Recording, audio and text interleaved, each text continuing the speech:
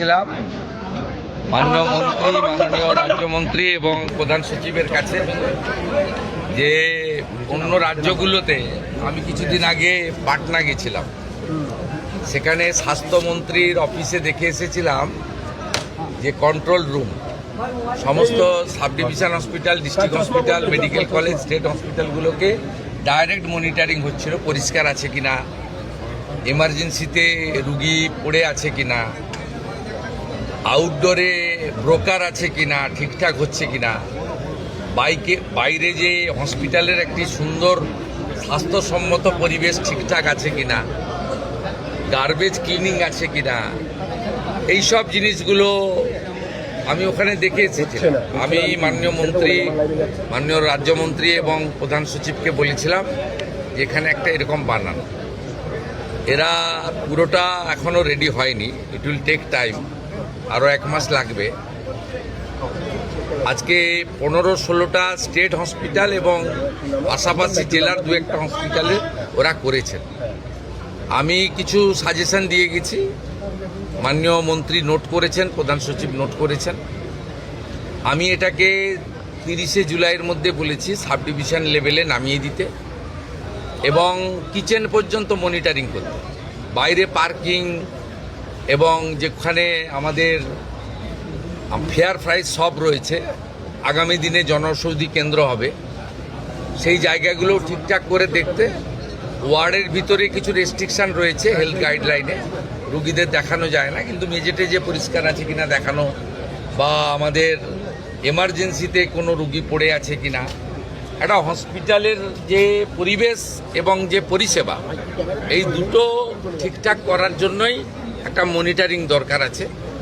এটা তারা করতে পারবেন। আমি ইনিশিয়ালি স্টেট হসপিটালগুলোতে যেটা দেখেছি, আমার পরিচ্ছন্নতা দেখে ভালো লেগেছে এবং আউটডোরগুলোতে একটা সিস্টেমে ডিসিপ্লিন ওয়েতে কিউ মেনটেন করে যেভাবে এন্ট্রি হচ্ছে বা তাদের চিকিৎসা হচ্ছে, এটাও ইনিশিয়ালি ভালো লেগেছে। এবং এটা আপনাদের জেনে রাখা দরকার, এটা মাননীয় মুখ্যমন্ত্রী বা মন্ত্রীদ্বয়ের সাডেন ভিজিট ছিল। আমি 9:45-এ ইচ্ছা প্রকাশ করেছি, যেহেতু আমি কাছেই থাকি এখানে চিনার পার্কে, আমাকে নবান্ন যাওয়ার পথে আমি 9:45-এ জানিয়েছি, 11:05 এসেছি। আমি এনাদের কিছু ইনপুট দিয়েছি, কিছু ওনারা আমাকে ইনিশিয়ালি দেখিয়েছেন, গ্র্যাজুয়ালি ইমপ্রুভ করবে এবং পরিবেশটাও বদলে যাবে এই বিশ্বাস আমি রাখি। অফিসাররা, আধিকারিকরা দে আর ফুললি কম্পিটেন্ট, ইন্টেলিজেন্ট, ডাইনামিক। তাদের কাজ করার জন্য গাইড করা দরকার, নেসেসারি ফান্ড অ্যারেঞ্জমেন্ট করে দেওয়া দরকার, আর এনকারেজ করা দরকার। করবেন ওরা, আমার বিশ্বাস। কাজের যে মুক্ত পরিবেশ তারা পেয়েছে, চাপ মুক্ত হয়ে কাজ করছেন, আমাদের ইচ্ছাটা তারা বুঝতে পারছেন, ঠিকঠাক সব হয়ে যাবে, এটা আমার বিশ্বাস। আমি চাই আগামী দিনে 54 টাকা মাত্র 3 বেলা খাওয়ারে ছিল, 110 টাকা এই সরকার করে দিয়েছে। খারাপ খাওয়ার, দুপুরেও কুমড়ো, রাতেও কুমড়ো, কুমড়ো খারাপ নয়, আমরাও খাই, কিন্তু ওই যে বললাম এত নিম্নমানের খাওয়ার, এগুলো তো ওভারলুক করা হয়েছে। 17 সালে লাস্ট খাওয়ারের টাকা রিভাইজ করা হয়েছিল, 17 আজকে 26-এর অর্ধেক হয়ে গেছে, 27 সাল আসতে যাচ্ছে। এইটা আপনার বাড়িতেও তো জিনিসপত্র বাজারে কিনতে যান, সেই জিনিসপত্রের দাম বেড়েছে। এই প্র্যাকটিক্যাল থিঙ্কিংটা বিগত দিনে যারা পরিচালক ছিল তাদের ছিল না। তারা এই যে ছোট ছোট বিষয়, মিড ডে মিলে 6 টাকা 70 পয়সা ভারত সরকার দিচ্ছে, আপার প্রাইমারিতে 10 টাকা পায়, তাহলে প্রাইমারির বাচ্চারা কেন নিম্নমানের খাবার পাবে? সেটা আমরা যে 10 টাকা করেছি। একইভাবে গর্ভবতী মহিলাদের যারা আইসিডিএস 12 টাকা ছিল, সেটাকে আমরা 14 টাকা করেছি। সেখানে আপনার 8 টাকা ছিল আইসিডিএসের, একদম ছোট শিশুরা যায় যারা স্কুলে যায় না, 5-এর নিচে, সেই শিশুদের খাওয়ারেও আমরা 8 টাকার জায়গায় 10 টাকা করেছি। আমাদের চিন্তা ভাবনাটা সবসময় প্রান্তিক এবং অর্থনৈতিকভাবে দুর্বল মানুষের জন্য আছে। কারণ কোনো নেতা মন্ত্রীর লোকেরা সরকারি হসপিটালে যায় বলে আমার জানা নেই, তারা প্রাইভেট হসপিটাল অ্যাভেল করে, বড় বড় আধিকারিকরাও তাই করেন, যারা হাই ইনকাম গ্রুপ। ন্যাচারালি এখানে যারা আসেন তাদেরকে পরিষেবা দিতে হবে এবং সব হসপিটাল থেকে দালাল রাজ মুক্ত করতে হবে এবং মানুষকে সুন্দর পরিষেবা দিতে হবে। এবং আমরা ভারত সরকার নাম দিয়েছে আয়ুষ্মান মন্দির। মন্দিরে যেমন পবিত্রতা থাকে, শুদ্ধতা থাকে, স্বচ্ছতা থাকে, একাগ্রতা থাকে, সেবাপরায়ণতা থাকে, সেই ভাবটা স্বাস্থ্য কেন্দ্রগুলোতেও আসবে। এই লক্ষ্য নিয়েই কিন্তু এখানে আমরা কাজ করছি। স্বাস্থ্যকর্মীদের তো সুরক্ষা আমরা দিবই, এবং তারা, আমি নার্স বোনেদের দিদিদের দেখলাম অ্যাপ্রন গ্লাভস সুন্দর করে ড্রেসে আছেন, খুব সুন্দর। আমি প্রধান সচিবকে বলেছি মন্ত্রীদ্বয়কে রেখে সামনে যে ল্যামিনেশন করা ব্যাচ করে দিতে। আপনারা মাঝে মাঝে দেখান যে ইঞ্জেকশন দিয়ে ফেলেছে, ট্রলি যার নিয়ে যাওয়ার কথা, যার সিকিউরিটি দেওয়ার কথা সে সেলাই করে দিয়েছে। এইটাকে সেগ্রিগেট করার জন্য, চিহ্নিত করার জন্য বা আলাদা করার জন্য বিভিন্ন স্তরে বিভিন্ন কালারের ল্যামিনেশন করা ব্যাচও চালু করতে বলা হয়েছে।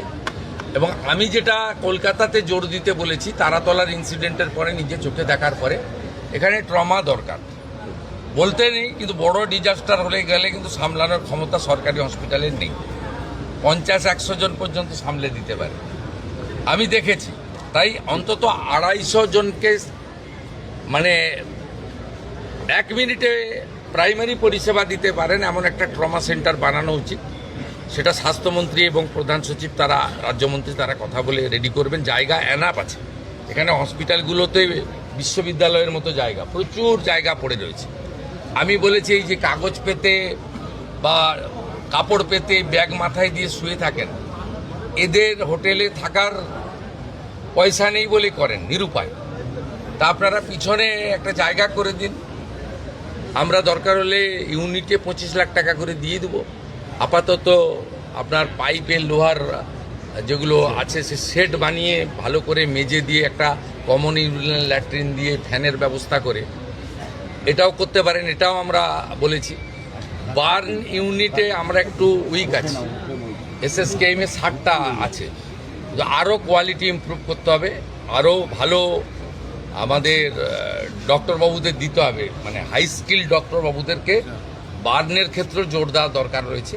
এই কিছু কিছু বিষয়ে এই 1.5-2 মাসে আমার যা অভিজ্ঞতা আছে বলেছি, এরা করতে পারবে, আমার বিশ্বাস রয়েছে। এসএসকেএম ইতিমধ্যে 100 বেড বাড়ানো হয়েছে, এখনও 300 শর্টফল হয় বলে আমার মনে হয়েছে। শর্টফল মিন্স কিছু রোগীকে তো কালকেই ওটি করা উচিত ছিল, 10 দিন পরে টাইম দিচ্ছে ক্যাপাসিটি কম থাকার জন্য। আমরা যদি আরও 200-250 সিট বাড়াতে পারি, 350 ছিল, আমরা আসার পরে 100 বাড়িয়েছি, 250 সিট পুজোর আগেই আরও বাড়ানোর ব্যবস্থা আমরা করছি। আইসিইউতে মাত্র 112 করে আছে, এটাও অন্তত 200 হওয়া উচিত। তাহলে আইসিইউ নিয়ে মানে ওজোর আপত্তি, অনুরোধ, বাধ্য হয়ে প্রাইভেট হসপিটালে যাওয়া, এটাও কমবে। এই অনেকগুলো আপনার ওই কন্ট্রোল রুমটা নিয়ে যাচ্ছে, এই কন্ট্রোল রুমটাকে লাইভ মনিটর এই জন্য করা হয়েছে যাতে কোনো দালাল, যাকে আজকে সকালে ওখানে দেখা গেছে, কাল সকালে দেখতে না পাওয়া যায়। এটা একটা বড় উদ্দেশ্য, কিন্তু ব্রোকারদের হাঁটানো। রুগী কখনো 2 দিন পর পর যাবে না ব্লাড টেস্ট করতে, রুগী কখনো আলট্রাসোনোগ্রাফি করতে পরপর 2 দিন যাবে না, তাহলে চিহ্নিত হয়ে যাবে একটা লোক যে সোমবার সকালেও দাঁড়িয়ে আছে, মঙ্গলবারও দাঁড়িয়ে আছে, বুধবারও দাঁড়িয়ে গেছে। আপনাদের আমি চলে যাওয়ার পরে এটা দেখুন ফুল পেজেড হয়নি, কিন্তু ইনিশিয়ালি এটা স্টার্ট হয়েছে, মানে মর্নিং শোজ দ্য ডে। আমি বলবো যে সুপ্রভাত, ভালো হবে। প্রাইভেট হাসপাতালে মিস্টার হেলথ মিনিস্টার বলেছিলেন যে একটা সিট রিজার্ভ রাখতে হবে, বেড রিজার্ভ রাখতে হবে, যেটা যারা দুর্বল মানুষ তাদের জন্য সংরক্ষণ। আপনাকে ক্ষেত্রে বলি শুনুন, ডাক্তারবাবু তখনও জয়েন করেননি ক্যাবিনেটে।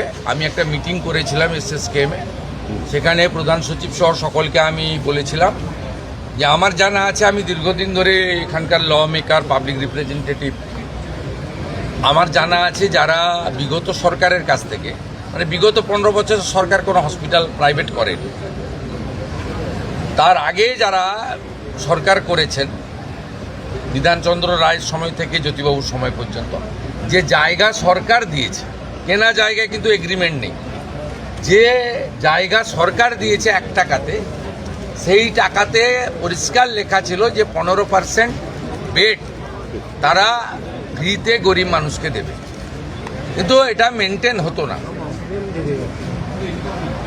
আমি এই ইচ্ছা প্রকাশ করার পরে মাননীয় মন্ত্রী পরে যোগদান করেন ক্যাবিনেটে, হেলথ ডিপার্টমেন্টে, এবং মাননীয় রাষ্ট্রমন্ত্রী তারা আধিকারিকদের নিয়ে প্রাইভেট হসপিটালকে নিয়ে বসে 10% রাজি করিয়েছেন। কারা? আপনি যে হসপিটালের মালিক জমি কিনে করেছেন তার কাছে গিয়ে মানবিক কারণে দাবি করতে পারেন, কিন্তু অধিকার নয়। আপনার যাদের সরকারি জমিতে যাদের প্রাইভেট হসপিটাল তৈরি হয়েছে, দে আর বাউন্ড। ওরা ইনিশিয়ালি দেখুন 0 ছিল, 15% দেওয়া উচিত, 10% এগ্রি করেছে। It's a good. আস্তে আস্তে মানসিকতা হবে। আর আপনারা নিশ্চিন্তে থাকুন, আদানি গ্রুপ নিউ টাউনে একটি 2000 বেডের ইন্টারন্যাশনাল মানের হসপিটাল তৈরি করছে। ওনাদের সঙ্গে আমার এগ্রিমেন্ট কমপ্লিট হয়ে গেছে।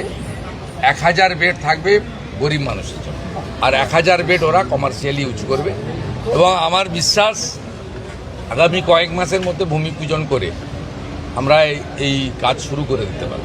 স্যার, সেবাশ্রয় নিয়ে অপরিসীম দুর্নীতির অভিযোগ, কোনো তদন্ত পুলিশ যে ধরনের তথ্য সহযোগিতা চাইবে, হেলথ ডিপার্টমেন্ট সেটা করতে বাধ্য। এবং এক্ষেত্রে হেলথের কিছু গাইডলাইন রয়েছে, সে গাইডলাইন মেনে করবে। এটা আমাদের কাজ নয়। ইনভেস্টিগেশন পুলিশ করছে। আর প্রধান সচিবকে আমি সামনে বলে যাচ্ছি, 2 মন্ত্রীর সামনে, যে ধরনের তথ্য তারা চাইবে কেউ লোকাবে না, সমস্ত তথ্য প্রপারলি রেডি করেছে, ফটোকপি তাদের দিয়ে দেবে। তা খুব পরিষ্কার রয়েছে, অ্যাক্ট অনুযায়ী কাজ হবে।